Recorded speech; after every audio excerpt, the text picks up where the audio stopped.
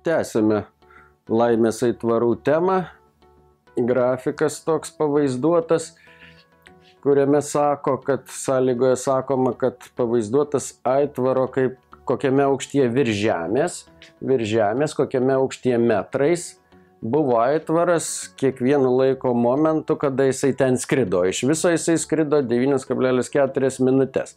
Tai yra laikas minutėmis duotas. Čia yra minutės, čia yra metrai.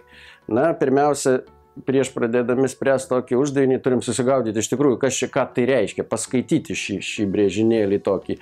Na, tai ką mes galime įskaityti, kad pirmos sekundės pabaigoje aitvaras buvo 6 metrų aukštyje virš žemės, antros sekundės pabaigoje 10 metrų aukštyje, ketvirtos sekundės pabaigoje 14 metrų aukštyje, aštuntos sekundės pabaigoje buvo 8 metrų aukštyje. Na ir akivaizdu, kad štai čia aitvaras kilo, leidosi, nes mažėja atstumas čia, vėl kilo ir vėl leidosi, kol galiausiai bumtelėjo ant žemės. Čia matyt žmogelis paleido nuo savo ūgio. Tai yra šiek tiek žemesnis už 2 metrus, paleido, tačiau aitvaro nepagavo, jis bliumtelėjo ant žemės. Ir čia tas taškelis 9,4 minutės. Tai yra kas pasakydame pirmame punkte. Kai tą suprantam, pradedam spręsti uždavinį. Pirmas punktas sako, užrašykite skaičių 9,4 minutės, tai yra aitvaro lėkimo trukmę, užrašykite minutėmis ir sekundėmis. Na, čia tokie uždaviniai, aš vadinu, yra iš klausos sprendžiami.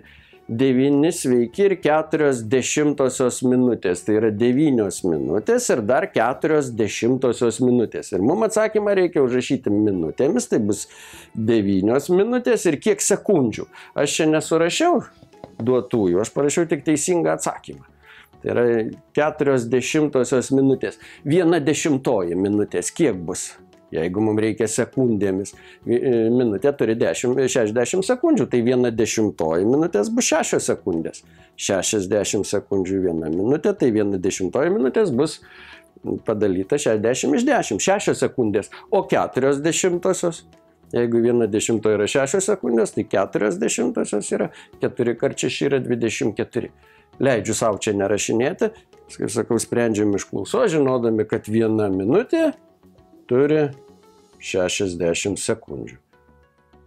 O 1/10 minutės turi 6 sekundės. O 0,4 4 kartus daugiau, 24 sekundės.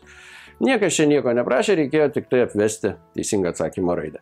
Kitas uždavinys gerokai lengvesnis, jo, sakykime, nesugebėjom padaryti, tai šitą, bet apvesti vis tiek reikėjo, apvesti kurį nors. Didžiausias aukštis. Koks aitvaro buvo didžiausias aukštis?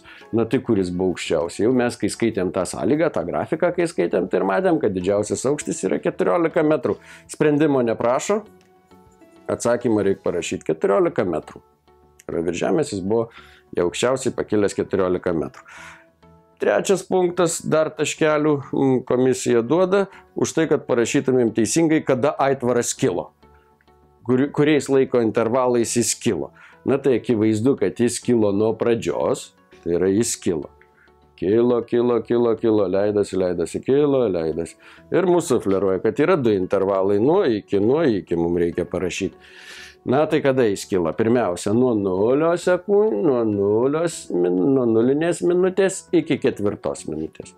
Nuo 0 minutės, nuo pradžios iki 4 minutės galo, ne? Čia 1 minutė, 2 minutė, 3 minutė, 4. Na, niekaip kitaip, kaip taip neužrašys.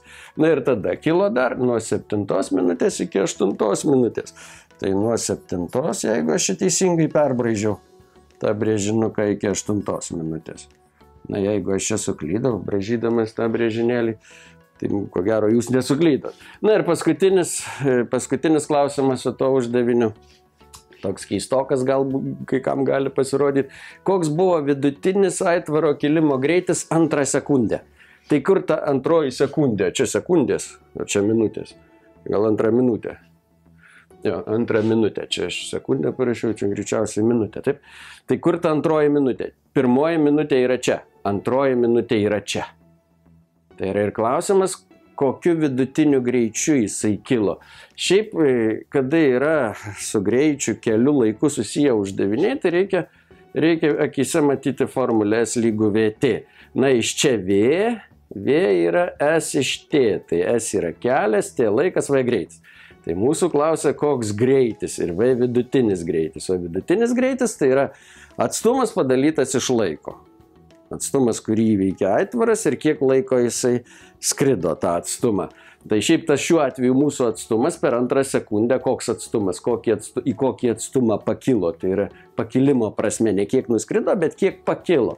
Na, tai jis iš viso pakilo 10-6. 10-6. Va tiek jisai nuskrido, va tiek jo tas įveiktas atstumas ir kiek jisai skrido laiko. Tai yra čia metrai, o čia 1 minutė. 1 minutė.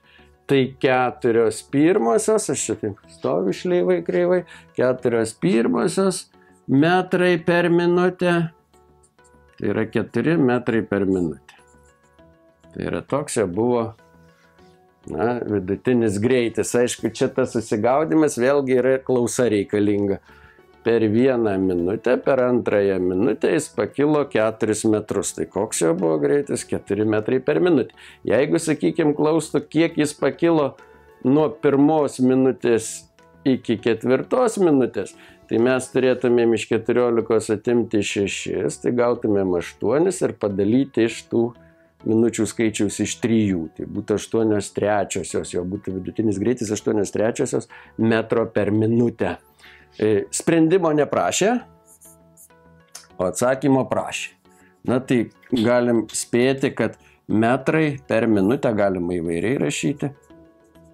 Metrai per minutę, 4 metrai per minutę. Per kiekvieną minutę po 4 metrus.